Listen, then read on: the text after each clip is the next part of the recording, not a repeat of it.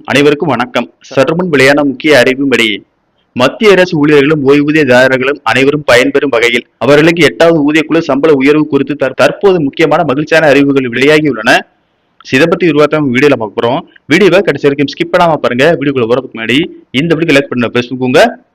இப்ப அந்த சேனலுக்கு ஃபர்ஸ்ட் டைம் இருக்கீங்கன்னா சப்ஸ்கிரைப் பட்டனை பிரஸ் பண்ணிக்கோங்க. கூடவே பெல் ஐகான் பட்டன் பிரஸ் பண்ணிக்கோங்க. வாங்க வீடியோக்குள்ள போகலாம். மத்திய அரசு ஊழியர்களுக்கும் ஓய்வூதியதாரர்களுக்கும் ஒரு முக்கியமான செய்தி வெளியாகி உள்ளது. புதிய 8வது மத்திய சம்பள கமிஷனிடம் மத்திய அரசு ஊழியர்களின் கூட்டமைப்பான JCM தங்களின் முக்கிய கோரிக்கைகள் அடங்கிய மனுவை சமர்ப்பித்துள்ளது. இந்த மனுவில் ஊழியர் சங்கம் கேட்டுள்ள முக்கியமான கோரிக்கைகள் என்னென்ன, இதனால் சம்பளம் எவ்வளவு உயரும் என்பதை இந்த செய்தியில் விரிவாக பார்ப்போம். தற்போது மத்திய அரசு ஊழியர்களுக்கு லெவல் 1 முதல் லெவல் 17 வரை என மொத்தம் 17 விதமான சம்பள அடுக்குகள் நடைமுறையில் உள்ளன. இந்த அடுக்குகளை குறைத்து சில லெவல்களை ஒன்றாக இணைக்க வேண்டும் என்று ஊழியர் சங்கம் கோரிக்கை விடுத்துள்ளது. தற்போது இருக்கும் லெவல் 2 மற்றும் லெவல் 3 ஆகிய இரண்டையும் ஒன்றாக இணைத்து லெவல் 3 என்ற ஒரே அடுக்காக மாற்ற வேண்டும். அதே போல லெவல் 4 மற்றும் லெவல் 5 ஒன்றாக இணைத்து லெவல் 5 மாற்ற வேண்டும். லெவல் 7 மற்றும் லெவல் 8 ஆகியவற்றை இணைத்து லெவல் 8 மாற்ற வேண்டும். லெவல் 9 மற்றும் லெவல் 10 ஆகியவற்றை இணைத்து லெவல் 10 மாற்ற வேண்டும். ஆனால் ஒருமுறை மற்றும் சிறப்பு நடவடிக்கையாக லெவல் 5 உள்ளவர்களை லெவல் 6 உடன் இணைக்க வேண்டும் என்று கேட்டுள்ளனர்.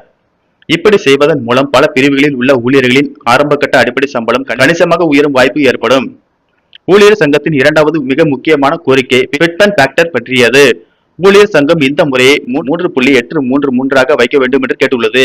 இதன்படி பார்த்தால் மத்திய அரசு பணியில் சேரும் ஒரு ஊழியரின் குறைந்தபட்ச அடிப்படை சம்பளம் தற்போது 18,000 ரூபாயில் இருந்து நேரடியாக ரூபாய் 69,000 உயரக்கூடும். எந்தெந்த லெவலுக்கு எவ்வளவு சம்பளம் வரலாம்? ஊழியர் சங்கம் கொடுத்துள்ள பரிந்துரைகள் ஏற்கப்பட்டால் ஆரம்ப நிலை ஊழியர்களுக்கு குறைந்தபட்ச சம்பளம் 69,000 இருக்கும். லெவல் 2 மற்றும் 3 ஆகியவற்றை இணைத்து உருவாக்கப்படும் புதிய சம்பள அடுக்கில் உள்ளவர்களுக்கு குறைந்தபட்ச சம்பளம் 83,200 ரூபாயாக உயர வாய்ப்புள்ளது.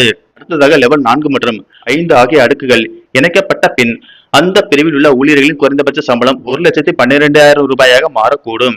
தற்போது லெவல் 6 உள்ள ஊழியர்களுக்கு புதிய கணக்கின்படி குறைந்தபட்ச சம்பளம் 1,35,700 ரூபாயாக உயரும். உயர் அதிகாரிகள் மட்டத்தில் லெவல் 7 மற்றும் லெவல் 8 இணைப்பிற்கு பிறகு குறைந்தபட்ச சம்பளம் 1,82,500 ரூபாயாகும். லெவல் 9 மற்றும் 10 இணைப்பிற்கு பிறகு குறைந்தபட்ச சம்பளம் 2,15,100 ரூபாயாகவும் உயர பரிந்துரை செய்யப்பட்டுள்ளது. இதர உயர் பதவிகளில் உள்ள லெவல் 11 முதல் 17 வரை உள்ள அடுக்குகள் 3.833 என்ற அதே பெருக்க விகிதத்தை பயன்படுத்தி மாற்றி அமைக்கப்படும். நன்றி, வணக்கம்.